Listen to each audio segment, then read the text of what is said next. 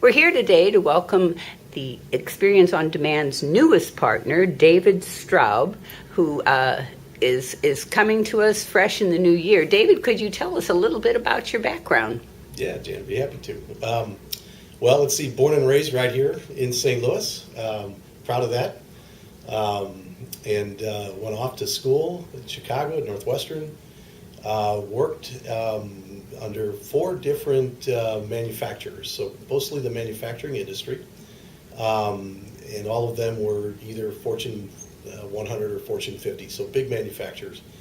And most of the time in profession was spent in sales, but I have spent some time in marketing and finance and then a little bit in ISIT.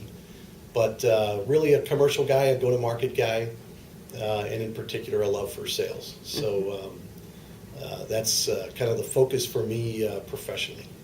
And as a consultant, then, do you plan on focusing on helping people with their sales teams, or is there another avenue you're hoping to pursue? Yeah, actually, primarily sales and sales teams coaching. When I talked with the senior partners in here, that seemed to be the biggest opportunity that was out there, the gap that I could fill, and certainly fit with my experience and with my interest.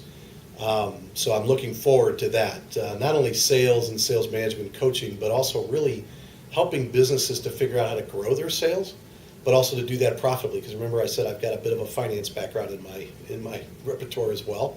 So I look out for the bottom line as well as the top line, and have been fairly successful at that. Now, in addition to that, I know that we've got a couple of partners here that work on strategic planning. I'd like to get involved there. I've got some unique perspectives on that.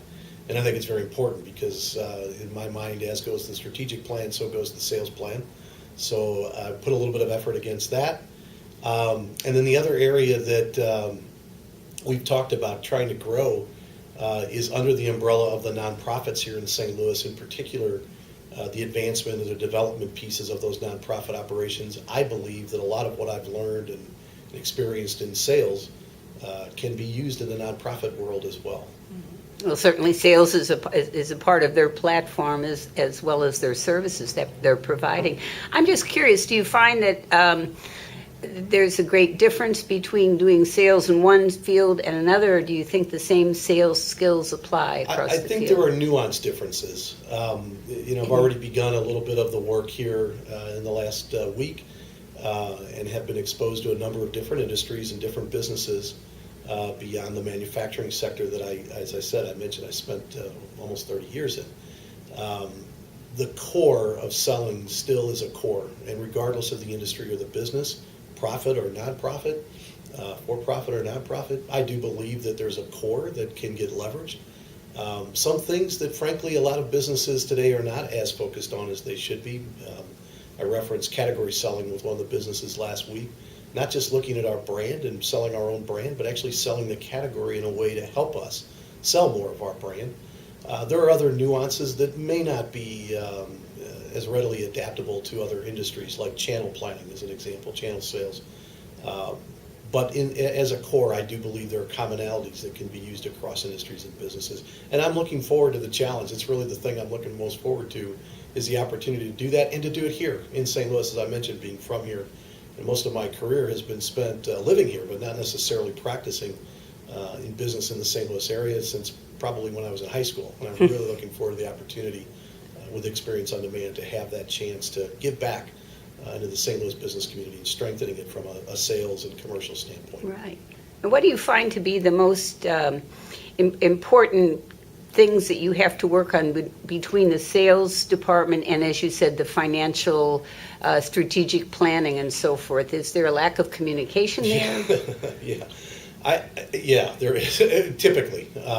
Not always. I actually, in the seminar I gave last week, I found a couple of businesses where I had to give them applause because they're doing an outstanding job of building collaboration among the various functions, as you point out. But typically, yeah, there are opportunities. And this is part of where I go back into the strategic planning platform that I talked about earlier. And I think we do a great job of bringing things in like values and mission and vision.